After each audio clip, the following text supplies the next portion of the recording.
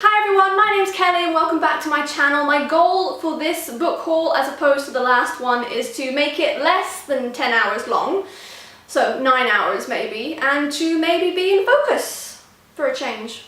I also just want to reassure you that this is not going to be the permanent stage for my videos. This is just temporary while I finish hauling some books and then putting those books back on my bookcases, and then I can film in front of said bookcases, instead of this very bland wall with my lovely monstera poking in from the corner. Isn't he beautiful? I love you. He's doing so well, even though there is no light to speak of. Good boy. But yeah, let's get on with the books. The first book I'm going to talk about is a bit of an odd one out because the rest are arranged quite thematically, or at least connectedly. We've got a theme, connected, couple of themes, a theme, and this one is about love. This is Everything I Know About Love by Dolly Alderton, who is a journalist, and she was the Sunday Times Styles dating columnist for a couple of years, and now she is co-host of the High Low, a weekly pop culture and current affairs podcast. And I actually didn't know who she was, but I heard lots of people talking about her on BookTube, so I gather she is a name. Anyway, this is everything she knows about love, but it's quite tongue-in-cheek and based on what she knew about love at different times in her life. So the first section here is called Everything I Knew About Love as a Teenager, and it starts thusly. Romantic love is the most important and exciting thing in the entire world. If you don't have it when you're a proper grown-up, then you have failed, just like so many of my art teachers, who I have noted are Miss instead of Mrs. and have frizzy hair and ethnic jewellery. It is important to have a lot of sex with a lot of people, but probably no more than 10. So that's what I mean by tongue-in-cheek. And is there a... what ages do we go through?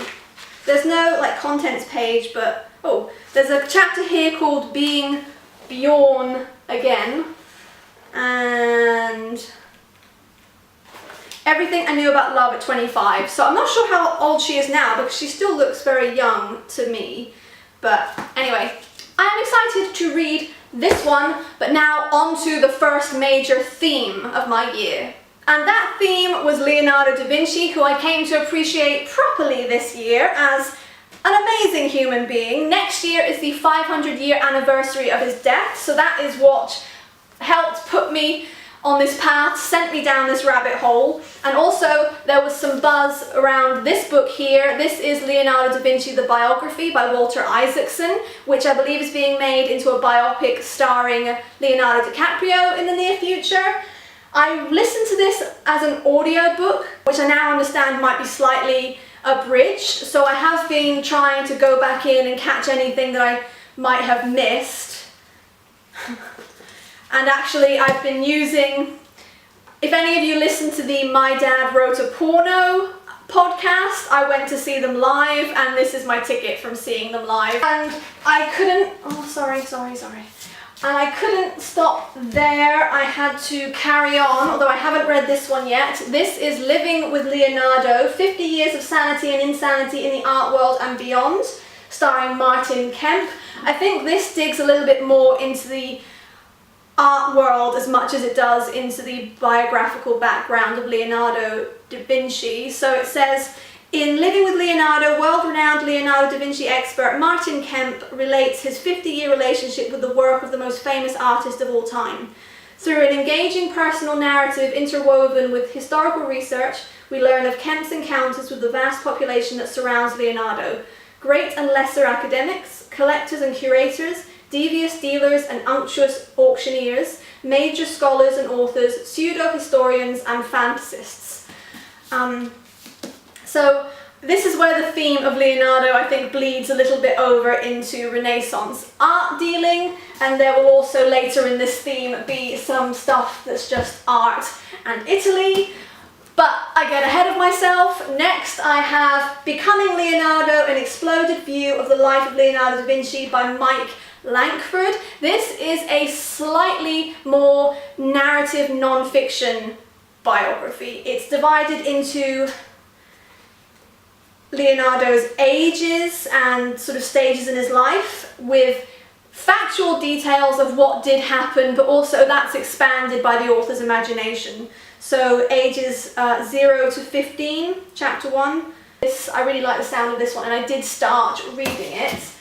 Then I also bought Giorgio Vasari, The Lives of the Artists, a new translation by Julia Conaway Bondanella and Peter Bondanella, Oxford World Classics. I got this because Giorgio Vasari wrote this, which is the first art history, I think. Okay, if the lighting just got even worse, it's because I had to spend ages clearing my memory card, so I'm sorry about that. As I hope I was just saying, I think this is the first art history book ever written, at least about European art. Giorgio Vasari was born during the lifetime of Leonardo, so he writes about Leonardo in this book, but he also writes about Giotto, Masaccio, Raphael, Michelangelo, Botticelli, Titian. Like there's loads of people that he writes about. Although from the length of the section, he was most obsessed with Michelangelo, although the section about Leonardo is quite long and complimentary as well. I bought it to read the Leonardo section, but having since been to Florence, last month I went and seen Michelangelo's David and been quite wowed by it. I don't blame Vasari for having a bit of a crush, and I will be reading about Michelangelo as well, even though he and Leonardo did not get along very well. I also have another biography. This is Leonardo da Vinci, The Flights of the Mind. This is by Charles Nicholl, and it's quite dense, which is why I haven't read it yet. The font is very small, but it does have quite a lot of pictures, both colour and black and white, peppered through to support the text, like that. So I really do think it will be enjoyable, and it's very highly rated online. I'm taking a while to gear myself up for it, especially because there's no audiobook for it, unlike the Walter Isaacson one. Next, I have what is essentially a travel guide to 1490s Florence. This, it says travel back to the cradle of the Renaissance, Florence in 1490. This fascinating guide provides all the practical advice you need for a journey back to the golden age of one of Europe's great cities, as well as the surrounding region of Tuscany. So it's called Renaissance Florence on 5 florins a day by Charles Fitzroy. Meet the Medicis, visit Leonardo's studio, dine at a palazzo, your guide to Tuscany's splendid era. So I've basically just started researching the whole thing because it's all fascinating. Next I have some fiction. We're moving away from Leonardo a little bit, we're still within Italy and within the realms of art. I have The Birth of Venus by Sarah Dunant, which is an adult fiction book. It's about a young girl whose father, I think she's a noble girl, her father, a prosperous cloth merchant, brings a young painter into their home, and I believe a relationship develops there. As Medici Florence is threatened by the hellfire of the monk Savonarola, the painter and his dazzling art exert an ever more powerful and erotic thrill. And I've read the first chapter of this, and it's the first chapter, so I don't think I'm spoiling too much when I say that it starts with them disrobing the body of a nun who has died, I think from breast cancer, and uncovering something you wouldn't expect to find on the body of a nun. I'll say no more. Next I have a YA book. This is David by Mary Hoffman, which reimagines the events surrounding the creation of Michelangelo's David, with the model here being a boy called Gabriel. Never in his wildest dreams did he imagine that he would become the model for one of the world's most famous statues. I'm really looking forward to reading this one. And lastly, for this category, or this theme rather, I have a middle grade book called Behind the Canvas by Alexander Vance. This is about a girl who travels into paintings after she meets a boy in one called Pim. And I really like the idea of that. We've finished that section. The next topic is minimalism, and I've really got into this year because at the start of the year I spent Christmas in Spain with my mum, and it was going to be our last Christmas in Spain because after living there for more than a decade she was due to move back to the UK, and in fact I'm spending this Christmas with her in the UK. However, all that time that my mum was in Spain, she was holding on to quite a lot of my stuff, and rather than pay to have it sent back to me here in the UK, I just decided to get rid of quite a lot of it. That included getting rid of 157 books, and a bunch of other stuff which I didn't bother counting because we know what's most important here, don't we? And I reckon, including that, and since then, I've probably downsized about 40% of my stuff, which feels wonderful, but I want to go much further. So, I read Goodbye Things on Minimalist Living by Fumio Sasaki. I gave this 3 stars. Most people give it more though, and they really rave about it. I think for me, the 3 stars is because Fumio Sasaki takes it to a point that I'm not even going to get near to, because he doesn't even have a towel anymore. He just has a flannel that he dries his body with and that he dries his dishes with, and I'm not about that life, but it is very interesting. It starts off with photographs showing what his life was like, what his home was like before and after, basically.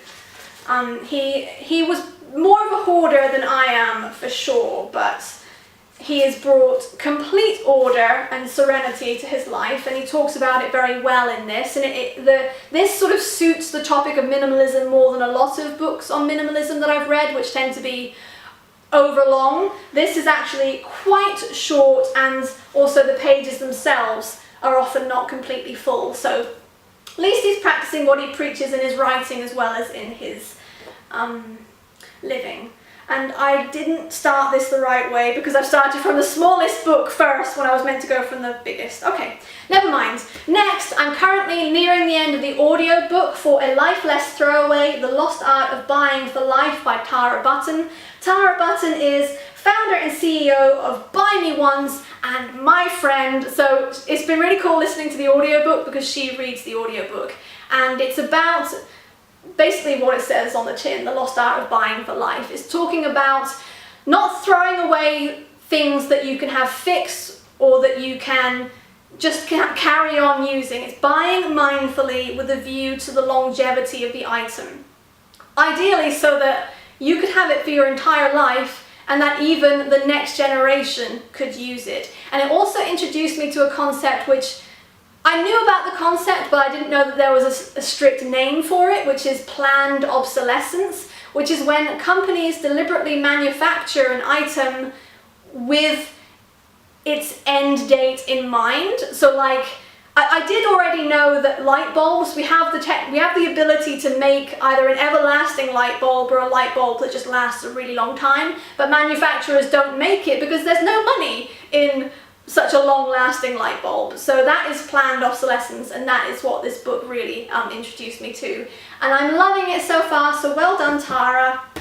I also have this one here, Turning the Tide on Plastic by Lucy Siegel. And I know this isn't about minimalism, but I have found that starting with minimalism has taken me to these places that I'm going to be talking about, including, you know, consumerism, mindful disposal of the things that I consume, including plastic. And also this cover is amazing. This has got Hokusai's wave print, except that it's been edited to have just loads of rubbish in the wave. And it says how humanity and you can make our globe clean again. I'm really looking forward to reading this. I might read this over Christmas. Next, The Curated Closet. Because minimalism and mindful consumerism has led me to the idea of the capsule wardrobe, buying less and using what you have more and sort of rotating it and seeing how many outfits you can make out the same thing. So the curated closet is discover your personal style and build your dream wardrobe. It's not necessarily about capsule wardrobes, but I think it is about understanding what will work for you within your wardrobe, and I really want to have a high functioning wardrobe so that it can be more minimal. So I got that. I also have The Abundance of Less, Lessons in Living Simple from Rural Japan by Andy Couturier. This is much bigger than I thought it was going to be, and I did have to spend about 10 quid to get it. And I have to say, it looks a little bit self-published, although it's not. It's by North Atlantic Books. I think it's going to be really good. It talks about sustainable living, personal growth, and anthropology. Those are basically the categories that it comes under. And again, you know that I'm obsessed with Japan, so set in rural Japan, that's fine by me. I'm also reading Simple Matters by Erin Boyle, Living with Less and Ending Up with More. This, Erin Boyle is a blogger. She has, her blog is called Reading My Tea Leaves, and this is a really nice sort of coffee table kind of book which I am choosing to read cover to cover because it's actually very well written, and her minimalism is a sort of a softer kind than Fumio Sasaki's. And I'm really enjoying reading it. Lastly, in this category, we have my latest book, Cozy Minimalist Home, More Style, Less Stuff by McQuillan Smith, aka The Nester. So I think she has a blog called The Nester, but I know that she has written a book called The Nesting Place. I chose this one because it's about cozy minimalism, and I think that typifies what I'm looking for in my home. I don't really like, well, visually, I do like that kind of hard-edged, sterile minimalism that echoes, but I don't want to live in it, so I think what I'm aiming for is a cozy minimalist home, and that's what this book is going to help me with. It's kind of like the Erin Boyle one. It's a bit coffee table-ish, text and photographs, although this one has glossy pages instead of matte ones. It doesn't look quite as high-end. This one feels a bit more magazine-like, but I'm still really looking forward to reading it. This next pile still bears a strong relationship to the minimalist one because it is about, well, it's mostly about alternative living arrangements such as tiny houses and shipping container homes and just generally living small, which, as you can understand, would require a little bit more of a minimalist mindset. So I have here The Big Tiny, a Built It Myself memoir by Dee Williams. This was bought for me by a friend. It's part how-to, part personal memoir. The Big Tiny is an utterly seductive meditation on the benefits of slowing down, scaling back, and appreciating the truly important things in life. So you can see there's still that mindful minimalist mindset being talked about there, but this is about a tiny house. And also about tiny houses, I got a slightly more practical guide, Tiny House Design and Construction Guide, Your Guide to Building a Mortgage-Free, Environmentally Sustainable Home, 2nd edition by Dan Lush. And this is a bit dry. It's literally about the nuts and bolts of building your own tiny house, which I don't know how practical it is, but I would love to do it, and I would love to live off-grid. But I'm also interested in shipping container homes, so I have this one here, also a practical guide. Shipping container homes, a guide on how to build and move into shipping container homes with examples of plans and designs by Louise Meyer. And this is even drier than the other one because it's sort of black and white, it's floor plans, it's about insulation, yeah. This is probably really boring for you, and I'm sorry. This one's less boring though, and this one seems like a bit of a reach, but because I was looking at all these minimalist aesthetics, these small spaces, I noticed that a lot of people had houseplants, and I have since gotten quite into houseplants. I have way more than the Monstera you see here. This is the Royal Horticultural Society's Practical Houseplant book. And I love dipping into this. Every time I get a new plant, I put a tab at the top. So the top tabs are the plants that I own, and the side tabs are the plants that I would like to own. And I just sort of look in here to check my care is on point, and I've basically got quite nerdy and nesty. The last pile is about writing, because in the middle of this year I was in quite a nice writing groove and I would like to get that back. I have Bleaker House by Nell Stevens, Chasing My Novel to the End of the World.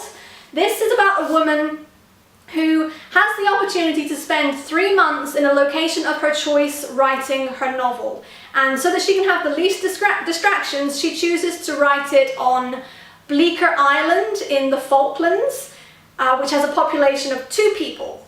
And she has lofty ambitions for this. She's going to write 2,500 words a day. She's only going to eat 1,085 calories a day. No contact with the outside world. Yeah. This is supposed to be hilariously funny, painfully honest, and beautifully observed. Part memoir, part travel log, part story collection. It is an exploration of the narrow spaces between real life and fiction, and in the end, a book about failing to write a novel, but finally becoming a writer. So I don't think this is the novel she was planning to write, but it's the novel she wrote, and I'm quite interested in reading it. Hence why I bought it, funnily enough.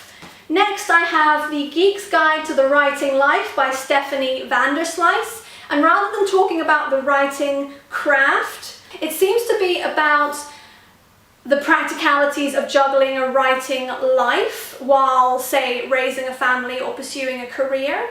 The desire to create, to write, to fulfill our artistic dreams is a powerful human need. Yet the number of people who make a living solely by their pen is actually quite small. What does that mean for the rest of us, the self-described writing geeks who are passionate about writing and who still want to sustain successful literary lives? What does it really mean to find time to build a rewarding writing life while pursuing a career, being a partner, or raising a family in the distracted, time-deprived 21st century? What indeed? Then, I don't know if you remember a grammar guide called Eats, Shoots and Leaves that was very popular a few years ago, because I think this is basically an update on that. This is Have You Eaten Grandma by Giles Brandreth, or The Life-Saving Importance of Correct Punctuation, Grammar and Good English. I'm thinking I might read this over Christmas because it sounds fun and I love the title. Then, 2 more to go. I have Daily Rituals. These are the basically writing rituals, writing habits of various well-known authors, including Austen, Plath. Oh, it's not just authors.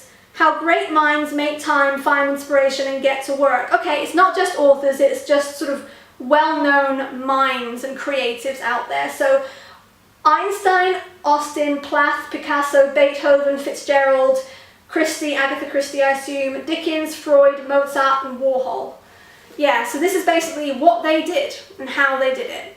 How is a novel written, a masterpiece painted, a symphony composed? This is how they did it anyway, inside this book. Why does my camera always cut out just before the last video? I don't get it, especially when the last book is as cute as this one is. This is The Mindful Writer by Dinty W. Moore, and this is, as you might expect, about mindful writing under the headings of the writer's mind, the writer's desk, the writer's vision, the writer's life, prompts for mindful writing, etc. And it's obviously not going to take long to read. I probably should have already read it, or maybe I'll save it for a readathon when I want to make it look like I've read more than I have. Yeah, cute, lovely. And that's the last, and we're all done, and I'm going to try to make this video shorter than the last one, I promise. Thank you very much for watching. If you liked it, please give it a thumbs up, and if you want to see more, please subscribe. Bye!